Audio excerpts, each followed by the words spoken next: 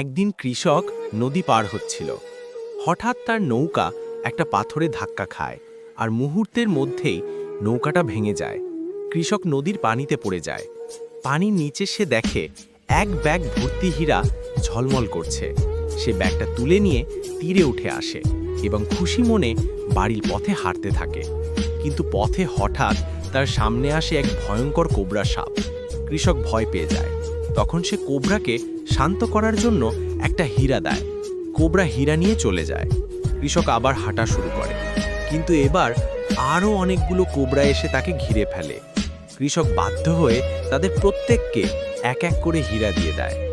শেষে যখন সব কোবরা চলে যায়, তখন কৃষকের কাছে একটাও হীরা থাকে না। হাঁটতে হাঁটতে সে দেখে মাটিতে একটা হীরা পড়ে আছে। সে সেটা তুলে নেয়, কিন্তু হীরাটা দেখে তার চোখে জল এসে যায়, কারণ এত হীরা পেয়েও তার কাছে কিছুই রইল না।